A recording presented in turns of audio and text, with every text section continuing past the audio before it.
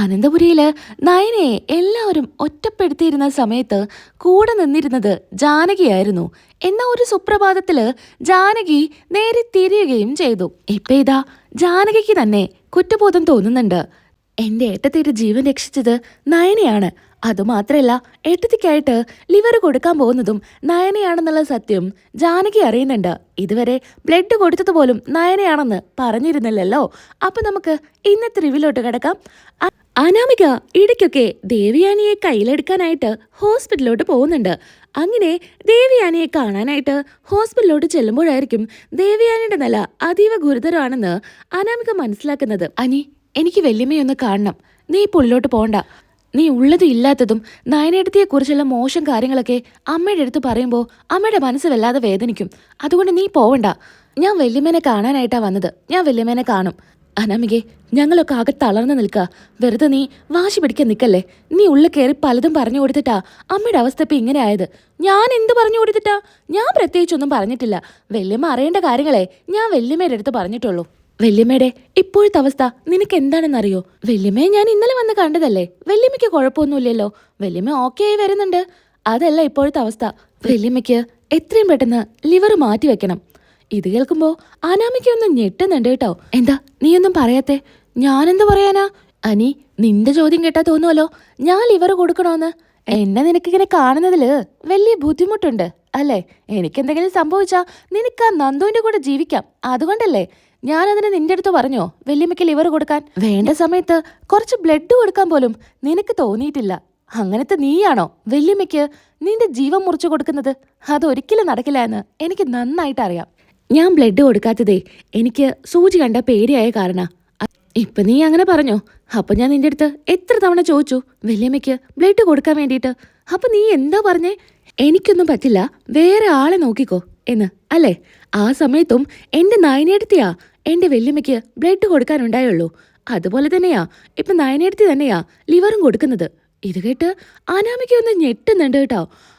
അവള് ലിവർ കൊടുക്കേ? ചുമ്മാ അനി, നീ വെറുതെ കള്ളം പറയണ്ട. അവളെ അങ്ങനെയൊന്നും ചെയ്യില്ല എന്ന് എനിക്ക് നന്നായിട്ട് അറിയാം.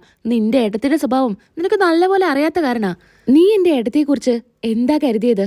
അനന്തപുരിക്ക് എന്തെങ്കിലും ഒരു പ്രശ്നം ഉണ്ടായാല് എന്റെ ഏട്ടത്തി ജീവൻ കൊടുക്കാനും തയ്യാറാ. വല്യമ്മയുടെ ജീവൻ രക്ഷിക്കാന് ഏട്ടത്തി എന്തും ചെയ്യും. എന്നാ വല്യമ്മ അതൊന്നും മനസ്സിലാക്കുന്നില്ല. നിന്റെ ഉള്ളിലെ വിഷം അറിയാതെയാ നിന്നെ വല്യമ്മ സ്നേഹിക്കുന്നത്. ഒരു ദിവസം ഏട്ടത്തിയെ വല്യമ്മ മനസ്സിലാക്കും. അത് നിന്റെ സ്ഥാനം അനന്തപുരിക്ക് വെളിയിലായിരിക്കും.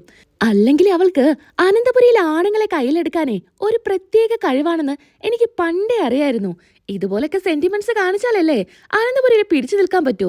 അനാമികെ, നിന്നെ ഞാൻ സമ്മതിച്ചു. ഇത് ഹോസ്പിറ്റലാണ്. ഇവിടെ കിടന്നേ നീ വല്ലാതെ അലറാൻ നിക്കണ്ട. ഇവിടെ എല്ലാവരുടെയും മാനസികാവസ്ഥ വളരെ മോശാ. അതുകൊണ്ട് നീ ഇവിടുന്ന് പൊക്കോ.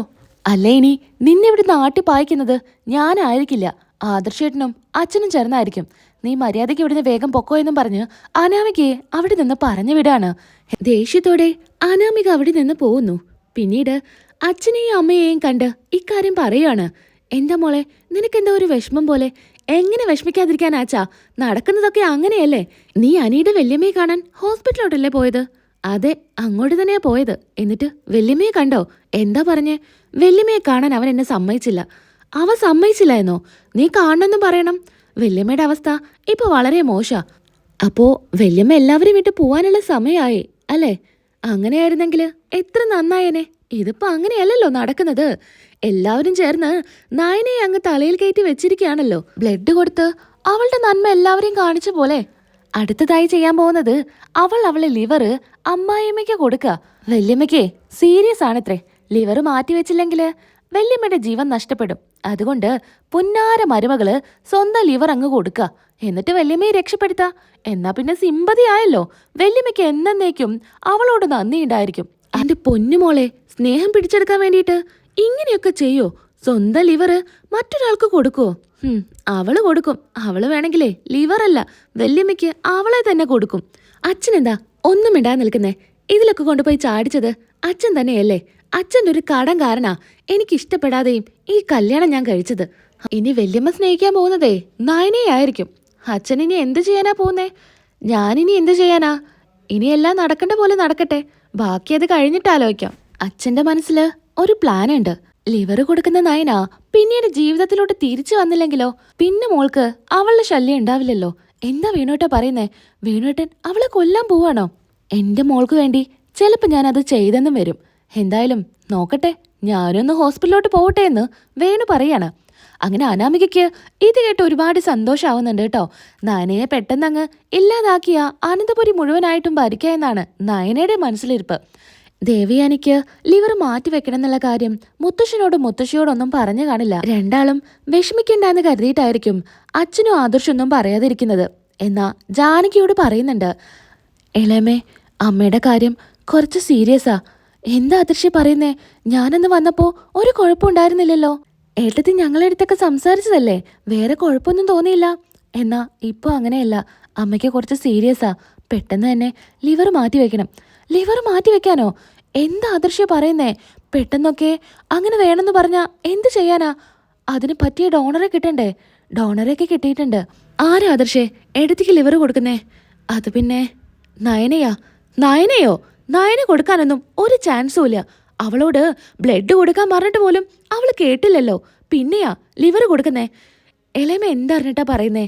ബ്ലഡ് കൊടുത്തത് നയന തന്നെയാ. ഇത് കേട്ട് ജാനകി ഞെട്ടുന്നുണ്ട്. നയനയോ? എന്നാ അങ്ങനെയല്ലല്ലോ ഞാൻ കേട്ടത്. നയന കൊടുക്കാൻ സമ്മതിച്ചില്ല, അനാമിക കൊടുക്ക എന്ന് പറഞ്ഞപ്പോ അവൾക്ക് പേടിയായ കാരണം കൊടുക്കാതിരുന്നാന്നൊക്കെയാണല്ലോ ഞാൻ കേട്ടത്. എളമയോട് അനാമിക പറഞ്ഞതായിരിക്കും അല്ലേ? അവൾ അങ്ങനെയല്ലേ പറയൂ. അവളെടുത്ത് അനി പലതവണ പറഞ്ഞു വല്യമ്മയ്ക്ക് ബ്ലഡ് കൊടുക്കാനായിട്ട്. അവള് പറഞ്ഞത് അവൾക്ക് പറ്റില്ല എന്നാ. ആ സമയത്ത് സ്വന്തം ശരീരം പോലും നോക്കാതെ ബ്ലഡ് കൊടുത്തത് നയനയാ. എന്നിട്ട് അതിതുവരെ അമ്മയോട് ഞങ്ങൾ പറഞ്ഞിട്ടില്ല. ആദർശേ, ഇതൊന്നും എനിക്കറിയില്ലായിരുന്നു. ഇളയമ്മ ഒരു സമയത്ത് നയനയെ ഒരുപാട് സ്നേഹിച്ചിരുന്നില്ലേ? അവളുടെ ഉള്ളിലെ നല്ല മനസ്സുകാരനല്ലേ ഇളയമ്മ അവളെ കൂടെ നിർത്തിയിരുന്നത്. ഒരു സമയത്ത് ഇളയമ്മയ്ക്ക് എന്തോ തെറ്റിദ്ധാരണ കാരണം അവളെ കുറ്റപ്പെടുത്തി സംസാരിച്ചു. അന്നും ഞാൻ പലതവണ ഇളയമ്മയുടെ അടുത്ത് പറഞ്ഞതാ, അങ്ങനെയല്ല, നയനെ അങ്ങനെയൊന്നും ചെയ്തിട്ടില്ല, ഇളയമ്മയ്ക്ക് തെറ്റുപറ്റിയതാണെന്നൊക്കെ ഞാൻ പറഞ്ഞതാ. പക്ഷേ അന്നൊന്നും ഇളയമ്മ വിശ്വസിച്ചില്ല.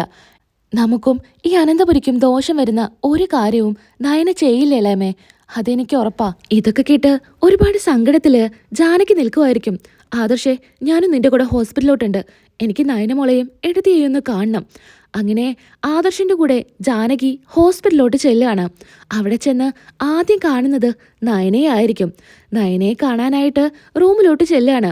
ചെല്ലുന്ന സമയത്ത് നയന നല്ല മയക്കത്തിലായിരിക്കും. അങ്ങനെ നയനയുടെ അടുത്ത് കുറച്ചു നേരം ഇങ്ങനെ ഇരിക്കുകയാണ്. കണ്ണു തുറക്കുന്ന സമയത്ത് ഇളമയെ കാണുന്നുണ്ട്. പെട്ടെന്ന് തന്നെ എണീക്കാൻ വേണ്ടി നോക്കുമ്പോൾ പറയുന്നുണ്ട്, വേണ്ട മോളെ, വേണ്ട, അവിടെ കിടന്നോ. ഞാനെല്ലാം അറിഞ്ഞു. ആദർശ് എൻ്റെ അടുത്ത് എല്ലാം പറഞ്ഞു. എനിക്കപ്പോൾ മോളെ ഒന്ന് കാണണമെന്ന് തോന്നി. അതാ ഞാൻ അവൻ്റെ കൂടെ നേരെ ഹോസ്പിറ്റലിലോട്ട് വന്നത്. ഇപ്പം മോൾക്ക് കുഴപ്പമൊന്നുമില്ലല്ലോ? ഇല്ല ഇളമേ, എനിക്ക് കുഴപ്പമൊന്നുമില്ല. ചെറിയൊരു ക്ഷീണം, അത്രയേ ഉള്ളൂ. ഏട്ടത്തിക്ക് ബ്ലഡ് കൊടുത്തത് മോളാണെന്ന് ആദർശ് പറഞ്ഞു. അങ്ങനെ ആദർശ് വരുന്നുണ്ട്. ഇളമേ, അവൾക്ക് ബ്ലഡ് കൊടുത്ത കാരണാ ഇപ്പം ചെറിയൊരു ക്ഷീണമൊക്കെ തോന്നുന്നത്. നയനയ്ക്ക് ഇങ്ങനൊരു സാഹചര്യത്തിൽ ഓപ്പറേഷൻ നടത്താൻ പറ്റുമോ? ഡോക്ടറും അതൊരു സംശയം പറഞ്ഞതാ. അവളടുത്ത് പലതവണ പറഞ്ഞു ഇതിൽ നിന്ന് പിന്മാറണമെന്ന്. നയനയ്ക്ക് അമ്മയുടെ ജീവൻ രക്ഷിക്കണമെന്ന് പറഞ്ഞ് അവൾ തന്നെയാ ഇതിന് മുൻകൈ എടുത്ത് ഓപ്പറേഷൻ നടത്താമെന്ന് പറഞ്ഞത്. ഇത് കേട്ട് നയനയും പറയുന്നുണ്ട്, എനിക്ക് കുഴപ്പമൊന്നുമില്ല, ചെറിയൊരു ക്ഷീണം മാത്രമേ ഉള്ളൂ. അമ്മയുടെ ജീവനാ എനിക്ക് വലുത്. ഈ സാഹചര്യത്തിൽ ഒരു ഡോണറെ കിട്ടാനൊക്കെ വലിയ പ്രയാസാ. അതുകൊണ്ടാ ഞാൻ പറഞ്ഞത് ഞാൻ കൊടുക്കാമെന്ന്. എന്നാ മോളാണ് ബ്ലഡ് കൊടുത്തതെന്നൊന്നും ഏട്ടത്തി അറിഞ്ഞിട്ടില്ല. അതെന്താ ഏട്ടത്തിയോട് പറയാത്തെ? ഞാൻ പോയിട്ട് ഏട്ടത്തിയോട് പറയാം. വേണ്ട വേണ്ട ഇളയമേ, അമ്മയോട് പറയണ്ട. അമ്മയ്ക്ക് എന്നോട് ഒരുപാട് ദേഷ്യ. ഞാനാ കൊടുത്തതെന്ന് അറിഞ്ഞാൽ അമ്മ ചിലപ്പോൾ ദേഷ്യപ്പെടും. ഈ സാഹചര്യത്തിൽ പറയാതിരിക്കുന്ന ഇളയമ്മേ നല്ലത് എന്ന് കരുതി ഏട്ടത്തി അറിയണ്ടേ? ഏട്ടത്തിക്ക് ബ്ലഡ് കൊടുത്തതും ഇപ്പം ലിവർ കൊടുക്കാൻ പോകുന്നതും നീയാണെന്ന് ഏട്ടത്തി അറിയണം. ഓപ്പറേഷൻ കഴിഞ്ഞതിന് ശേഷം അമ്മയോടെല്ലാം തുറന്നു പറയാമെന്ന് നയന പറയണം. ഇത് കേട്ട് ജാനകിയും എന്നാ അങ്ങനെ തന്നെ ചെയ്യാമെന്ന് പറയാണ്. അങ്ങനെ ജാനകി നയനയെ മനസ്സിലാക്കി കഴിഞ്ഞു. ഇനി ജാനകി തന്നെ ദേവയാനിയുടെ അടുത്ത് എല്ലാ കാര്യവും പറയും. ആ എപ്പിസോഡിനായിട്ട് എല്ലാവരും ഒന്ന് സബ്സ്ക്രൈബ് ചെയ്ത് വെച്ചേക്കണം കേട്ടോ. ലൈക്ക് ചെയ്യാനും ഷെയർ ചെയ്യാനും കമൻറ്റ് ചെയ്യാനും മറക്കല്ലേ. അടുത്ത വീഡിയോയിൽ നമുക്ക് വീണ്ടും കാണാം. അതുവരെയ്ക്കും എല്ലാവർക്കും ബായ്.